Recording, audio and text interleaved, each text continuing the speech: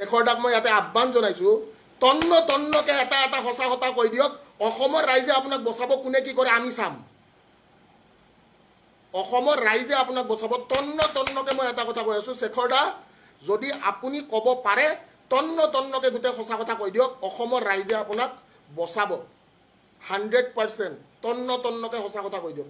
মোৰ এটা খোলা আহ্বান মই এইখিনিয়ে কৈ থৈ দিছোঁ, যদি জুবিন দাই ন্যায় পায়, প্ৰপাৰ ন্যায় যদি জুবিন দাই পায়, তে 26 আপোনাৰ।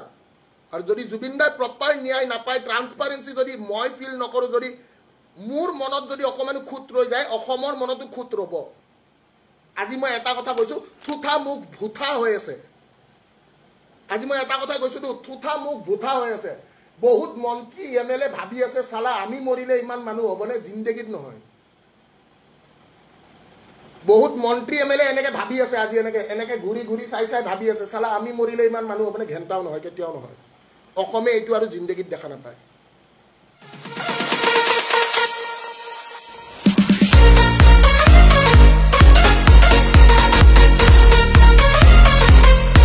আমি কাৰ দৰে আন্দোলন দেখি আহিছোঁ, য'ত আমাৰ অসমীয়া সৰু ল'ৰা ছোৱালী শ্বহীদ হৈছিলে, আজি সেই শ্বহীদক কিন্তু পাহৰি গৈছে। আৰু আমাৰ মানুহখিনিক মই এটা কথা ক'বলৈ বিচাৰোঁ, যে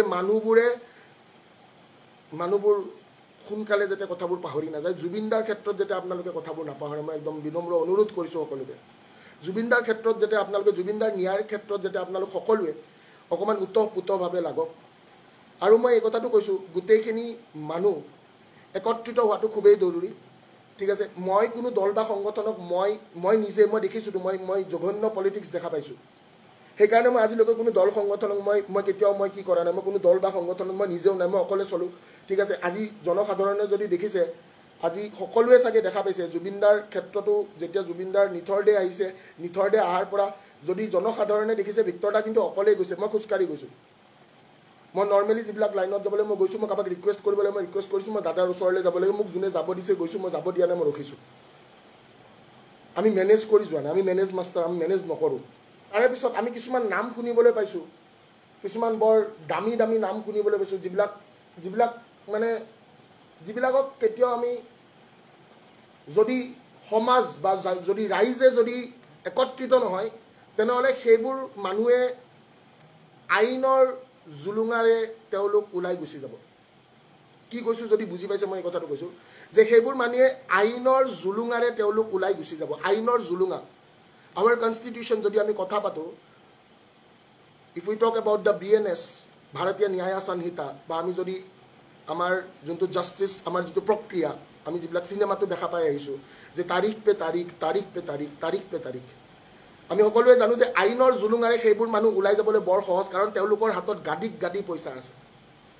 যদি জুবিনদাৰ এটা প্ৰগ্ৰেমত 20 কোটি টকা তেওঁলোকে ল'বলৈ পাৰে, তেনেহ'লে আপোনালোকে কথা ভাবক যে তেওঁলোকৰ হাতত কিমান কোটি টকাৰ সম্পত্তি তেওঁলোকৰ হাতত আছে। যদি কাৰোবাৰ দাদাৰ লগত কাম কৰি কোনোবা যদি আজি হোটেল, কোনোবা যদি আজি ফেক্টৰী, কোনোবা যদি আজি মাটি, কোনোবা যদি আজি বিল্ডিং, কোনোবা যদি আজি ফ্লেট বনাবলৈ পাৰিছে, তেনেহ'লে তেওঁলোকৰ হাতত কোটি টকা আছে, যিখিনি কোটি টকাৰে তেওঁলোকে আইনৰ জুলুঙাৰে তেওঁলোকে ওলাই যাব পাৰিব। মই কিছুমান নাম শুনিবলৈ পাইছোঁ, যেনেকৈ সঞ্জীৱ নাৰায়ণ, খুব ডাঙৰ ব্যক্তি, অসমৰ নামী দামী ব্যক্তি। শ্যাম কানু মহন্ত, খুব ডাঙৰ ব্যক্তি, নামী দামী ব্যক্তি। আমাৰ জুবিনদাৰ মেনেজাৰ সিদ্ধাৰ্থ দা, ঠিক আছে, খুব নামী দামী ব্যক্তি, কাৰণ তেওঁ নহ'লে জুবিন দাকে লগ কৰিব নোৱাৰি। তো মই এই কথাটো কৈছোঁ, সকলোৱে এই কথাটো আমি সকলোৱে এটলিষ্ট, আৰু মই যদি এই লাইভটো কোনোবাই যদি চাই আছে, মোৰ প্ৰথমতে এটা বিনম্ৰ অনুৰোধ, যদি এই লাইভটো ছিংগাপুৰৰ পৰা কোনোবাই চাই আছে, ইফ দেৰ ইজ ছামৱান যোনে ছিংগাপুৰত সেই দাদাৰ নৰ্থ ইষ্ট ফেষ্টিভেলত সময়ত থকা মানুহ, আপোনালোকক মই এটা কথাই কৈ আছোঁ, যদি আপোনালোকৰ হাতত কিবা তথ্য আছে আপোনালোকে মোৰ তাত পঠাওক, চেণ্ড ইট টু মি। মই এইখিনিয়ে গেৰাণ্টি দি কৈ আছোঁ, আপোনালোকৰ নাম কেতিয়াও নোলায়। গুলি যদি খাবলগীয়া হয়, প্ৰথম গুলিটো মই খাম, মই এইখিনি গেৰাণ্টি দি কৈ আছোঁ, নাম কেতিয়াও নোলায়। যদি কাৰোবাৰ হাতত কিবা তথ্য আহি পৰিছে, সি যোনে নহওক, প্ৰকৃত এভিডেঞ্চ যদি কাৰোবাৰ হাতত আছে, কাৰোবাৰ যদি প্ৰকৃত সত্য এভিডেঞ্চ যদি কাৰোবাৰ হাতত আছে, তেনেহ'লে আপোনালোকে প্ৰকৃত সত্য বা সেই এভিডেঞ্চখিনি মোৰ হাতলৈ পঠিয়াওক। মই এইখিনিয়ে কৈ আছোঁ, 120% ইট উড বি গ্যাৰেণ্টিড আপোনাৰ নাম কেতিয়াও নোলায়। জুবিন দাই ন্যায় পাবই লাগিব। জুবিন দাই ন্যায় পাবই লাগিব 120% জুবিন দাই ন্যায় পাবই লাগিব মই এই কথাষাৰ সকলোকে কৈছোঁ তাৰ বাবে প্ৰাণ আহুতি দিব লাগে তাৰ বাবে যি কৰিব লাগে তাৰ বাবে বোলে আন্দোলন কৰিব লাগে তাৰ বাবে ধৰ্ণা কৰিব লাগে তাৰ বাবে যি কৰিব লাগে যোনটো এক্সটেণ্টলৈকে যাব লাগে সেইখিনি এক্সটেণ্টলৈকে যাব মই সাজু মোৰ লগত আৰু কোন সাজু মই নাজানো মই বাৰম্বাৰ এটা কথাই কৈ আছোঁ আপোনালোক সকলোকে মই এই কথাষাৰ কৈ আছোঁ কোনোবাই যদি মোক বিশ্বাস কৰে নকৰে মই নাজানো আমি ডাঙৰ ডাঙৰ নেতাক বিক্ৰী যোৱা দেখিছোঁ আমি ডাঙৰ ডাঙৰ দল বা সংগঠনক বিক্ৰী যোৱা দেখিছোঁ আমি কা আন্দোলনৰ সময়তো কিছুমান মানুহে সেই সুৰুঙাৰ ব্যৱহাৰ কৰি আজিৰ ডেটত সুবিধা লোৱা আমি দেখিছোঁ জনসাধাৰণক আকৌ এবাৰ সকীয়াই দিছোঁ কোনো দল বা কোনো সংগঠনক এই ক্ষেত্ৰত বিশ্বাস নকৰিব কাৰণ পইচা দি মেনেজ হৈ যায় মই নিজে জানো মই ভিক্টৰ দাসে কৈছোঁ মই জানো কাৰণ দাদা মই যেতিয়া আমি কথা পাতিছিলোঁ আমি এইবিলাক কিছুমান বহুত কথা আমি কৈছিলোঁ we use to discuss all this things ঠিক আছে দাদাই সেইকাৰণে কৈছিলে এইবিলাক তই কি কৈ এইবিলাক পলিটিক্স নকৰিবি জিন্দগীত মই কৈছোঁ দাদা জিন্দগীত নকৰোঁ দাদাই কৈছিলে আই এম এ লেফটিষ্ট যোনে যোনে দাদাৰ লগত থাকে যোনে যোনে দাদাৰ লগত সময় কটাইছে তেওঁলোকে গম পায় যে I M A leftist I don't believe politics নকৰিবা বন্ধু চ' মই এই কথাটো সকলোকে কৈ আছোঁ যে কোনো দল বা কোনো সংগঠনক এই মুহূৰ্তত বিশ্বাস নকৰিব কাৰণ তেওঁলোক মেনেজ মাষ্টাৰ তেওঁলোকক অকল পইচা লাগে they need only money they need nothing else তেওঁলোকক এটা সুবিধা লাগে এটা চান্স লাগে সেই সুবিধা আৰু সেই এটা সুযোগ লাগে তাতে কাৰ বলি হৈছে তেওঁলোকে সেইটো নাচায় তাতে কোন অসমীয়াৰ বলি হৈছে তেওঁলোকে সেই বস্তুটো এতিয়াও নাচায় মই এই কথাটো কৈছোঁ তেওঁলোকে কাৰ বলি হৈছে এই বস্তুটো নাচায় সেই দল বা সংগঠন বা সেই প্ৰকৃত মানুহজনে অকল নিজৰ স্বাৰ্থটো চায় আৰু মই 120% মই ইয়াতে এটা কথাই কৈছোঁ আজি যেতিয়া কা আন্দোলন হৈছিলে আজি আমাৰ অসমীয়াৰ তাতে আহুতি হৈছিলে অসমীয়া শ্বহীদ হৈছিলে কিন্তু নিজৰ স্বাৰ্থ পুৰাবৰ কাৰণে সেই ৰাস্তাৰ আন্দোলন গৈ এটা ফিল্ডত শেষ হৈছিলে যদি কাৰোবাৰ মনত আছে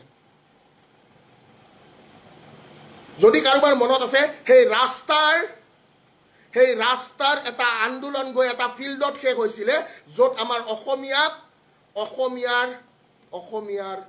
আহুতি দিয়া হৈছিলে অসমীয়াক বলি দিয়া হৈছিলে আৰু এই স্বাৰ্থপৰবোৰে অকল নিজৰ সুবিধাহে চাব এই কথাটো প্লিজ মই এই কথাটোৱে কৈছোঁ স্বাৰ্থপৰবোৰে অকল সুবিধাহে ল'ব এই কথাষাৰ সকলোৱে যাতে বুজি পায় মই পুনৰ এবাৰ এই কথাষাৰ কৈ আছোঁ যে আইনৰ সুৰুঙাৰে কোনেও যাতে বাচি নাযায় যাতে অসমবাসী ৰাইজে পাহৰি নাযায় যাতে অসমবাসী ৰাইজে এৰি নিদিয়ে অসমবাসী ৰাইজে এবাৰ এৰি দিব নেকি চবেতো এইটোৱে অপেক্ষাত আছিলে ন যে দাদা যাওক দাদা শান্তিৰে যাওক দাদা শান্তিৰে যোৱাৰ পিছত আমি যি কৰিব লাগে কৰিম আৰু মই এই কথাষাৰ কৈছোঁ যদি গুলি খাব লাগে প্ৰথম গুলিটো মই খাম এইটো 120% চিয়'ৰ যদি গুলি খাবলৈ লাগে মই প্ৰথম গুলিটো মই খাম মোৰ লগত আৰু কোনে কোনে গুলি খাওঁ ওলাই আহিলে হ'ল কিন্তু মই এই কথাষাৰ বাৰে বাৰে কৈ আছোঁ কোনো দল কোনো সংগঠন কাকো বিশ্বাস নকৰিবি এই ক্ষেত্ৰত কাৰণ চব মেনেজ আৰু চব মেনেজ যদি নহ'ল হয় তেনেহ'লে দাদাৰ ইয়াতে বডি অহাৰ পিছতো ছিংগাপুৰত নৰ্থ ইষ্ট ফেষ্টিভেল চলি থাকিব নোৱাৰিলে হয় দাদাৰ ইমান বেয়া পৰিস্থিতি হৈ থকাৰ পিছতো কোনোবাই দিল্লীত মদে মাংসই খাই থাকিব নোৱাৰিলে হয় দাদাৰ এনেকুৱা এটা পৰিস্থিতিটো কোনোবাই এটা 7-star হোটেলত বহি মদে মাংস খাই থাকিব নোৱাৰিলে হয় যদি মেনেজ নহ'ল হয় যদি মই কোৱা কথাষাৰ ভুল যদি মই কোৱা কথাষাৰ মিছা তেনেহ'লে অসমবাসী ৰাইজে ইয়াৰ নিৰ্ণয় কৰক অসমবাসী ৰাইজে মই কোৱা কথা যদি এটাও মিছা এটা কথাও যদি মই মিছাকে কৈছোঁ সেই অসমবাসী ৰাইজক মোৰ প্ৰশ্ন যে মই কোৱা কথাষাৰ যদি এটাও মোৰ যদি প্ৰশ্ন মোৰ যদি মিছা তেনেহ'লে মই সোধা বস্তু যদি মিছা তেনেহ'লে সেই অসমবাসী ৰাইজে মোক ৰাস্তাত লঠিয়াই মাৰি পেলাওক বোলে ভিক্টৰ দাসে মিছা এটা উত্থাপন কৰিছে ভিক্টৰ দাসে মিছা কথা কৈছে কিন্তু মই জানো মোৰ অন্তৰাত্মাই জানে মই মিছা কথা কোৱা নাই আৰু মই মিছা নকওঁ মই কি মোৰ পাৰ্চনেল লাইফ কি এইটো গুলি মাৰা কা আন্দোলনৰ দৰে আন্দোলন এটা যদি ৰাস্তাৰ পৰা উঠি আহি যদি ফিল্ড পাবলৈ পাৰে তেনেহ'লে ভুকি থকা কুকুৰে ভুকিবই পাৰিব আৰু সিহঁতে মানুহৰ আগত অকল এটা এনেকুৱা ধৰণৰ প্ৰতিচ্ছবি এটা দেখাব যোনটো প্ৰতিচ্ছবি আপোনালোক সকলোৱে নহয় নহয় এই মানুহজনে আমাৰ কাৰণে কাম কৰি আছে, কিন্তু সেই মানুহজনে আপোনাৰ কাৰণে নহয় নিজৰ স্বাৰ্থত কাম কৰি আছে। আৰু মই এই কথাষাৰ চাগে অসমবাসী ৰাইজে দেখি আহিছে, ভিক্টৰ দাসে নিজৰ স্বাৰ্থত কেতিয়াও কাম কৰা নাই। যিমানবাৰ গৈছোঁ, যিমানবাৰ জেল গৈছোঁ, বেলেগৰ কাৰণে গৈছোঁ, নিজে পৰীক্ষা দিয়া নাইতো মই। বহুত ডাঙৰ ডাঙৰ দল সংগঠন মেনেজ হৈ গৈছে। অসমৰ ৰাইজে এইখিনি দেখা পাইছে নাই মই নাজানো। বহুত ডাঙৰ ডাঙৰ দল সংগঠন অকণ মালত মেনেজ হৈ যায়, মাল। কাৰণ যেতিয়া মাল পাই যায় না, চব ঠিক হৈ যায়। অসমৰ ৰাইজে এইবাৰ কিন্তু দল বা সংগঠনক কোনেও বিশ্বাস নকৰিবি, মই কৈ আছোঁ এই কথাষাৰ। Trust me guys, I am not lying you. মই ভুক্তভোগী বহুত ভুগিছোঁ, বহুত দেখিছোঁ। আৰু মই যিষাৰ কথা কৈছোঁ ন, যদি এৰেষ্ট হৈ যায় মানে বাচি যোৱা। If they are arrested then তেওঁলোক বাচি যোৱা। আৰু আজি মই এটা কথা কৈছোঁ, থুথা মুখ ভুথা হৈ আছে। আজি মই এটা কথা কৈছোঁ, থুথা মুখ ভুথা হৈ আছে। বহুত মন্ত্ৰী MLA ভাবি আছে চালা আমি মৰিলে ইমান মানুহ হ'বনে, জিন্দগীত নহয়। বহুত মন্ত্ৰী MLA এনেকে ভাবি আছে, আজি এনেকে ঘূৰি ঘূৰি চাই চাই ভাবি আছে চালা আমি মৰিলে ইমান মানুহ হ'বনে, ঘেণ্টাও নহয়, কেতিয়াও নহয়। অসমে এইটো আৰু জিন্দগীত দেখা নাপায়। অসমে এইটো জিন্দগীত দেখা নাপায়। বহুত মন্ত্ৰী MLA এনেকুৱা থুথা মুখ ভুথা হৈ আছে। থুথা মুখ ভুথা হৈ এনেকে আছে বহুত মন্ত্ৰী MLA। নিজে দেখিছোঁ, নিজ চকু দি দেখা পাইছোঁ। আমি মৰিলে ইমান মানুহ হ'বনে, ঘেণ্টাও নহয় বুলি মই কৈ থৈ দিলোঁ। শেখৰদাই যদি ভুল কৰিছিলে, শেখৰদাৰ কলিজা আছে তথাপিও আহিছে। ইয়াতে মই শেখৰদাৰ লগতো মই শেখৰদাকো এইখিনি কথাই ক'ম যে শেখৰদা যদি আপুনি প্ৰকৃত সত্য ক'বলৈ ভয় কৰে নাজানো, কিন্তু গোটেই তন্নকে প্ৰকৃত সত্য কওক। অসমৰ ৰাইজে আপোনাকো এইখিনিয়ে কৈছিলোঁ, অসমৰ ৰাইজে আপোনাক মানিব যে কি দ্ৰোণাচাৰ্যৰ ইয়ে একালব্য। মই কি কৈছোঁ যদি বুজি পাইছে, শেখৰদাক মই ইয়াতে আহ্বান জনাইছোঁ, তন্নকে এটা এটা সঁচা কথা কৈ দিয়ক। অসমৰ ৰাইজে আপোনাক বচাব, কোনে কি কৰে আমি চাম। অসমৰ ৰাইজে আপোনাক বচাব। তন্নকে মই এটা কথা কৈ আছোঁ, শেখৰদা যদি আপুনি ক'ব পাৰে তন্নকে গোটেই সঁচা কথা কৈ দিয়ক, অসমৰ ৰাইজে আপোনাক বচাব 100%। তন্নকে সঁচা কথা কৈ দিয়ক যে মই এনেকৈ গৈছোঁ, এইটো হৈছে, সেইটো হৈছে, গাহৰি মাংস খাইছোঁ, বিয়াৰ খাইছোঁ, এইটো খাইছোঁ, ইটো খাইছোঁ, ইটো খাইছোঁ, ইটো হৈছে, অমুকত গৈছে, তমুকত গৈছোঁ, ইটো মানুহ আছে, ইটো মানুহ আছে। আমি একত্ৰিত হ'ব লাগিব। এভৰি ওৱান অফ আছ হেজ টু ডু ইট। মোৰ এটা খোলা আহ্বান মই এইখিনিয়ে কৈ থৈ দিছোঁ, যদি জুবিন দাই ন্যায় পায়, প্ৰপাৰ ন্যায় যদি জুবিন দাই পায়, তে 26 আপোনাৰ। আৰু যদি জুবিন দাই প্ৰপাৰ ন্যায় নাপায়, ট্ৰান্সপাৰেঞ্চি যদি মই ফিল নকৰোঁ, যদি মোৰ মনত যদি অকণমান খুঁত ৰৈ যায়, অসমৰ মনতো খুঁত ৰ'ব।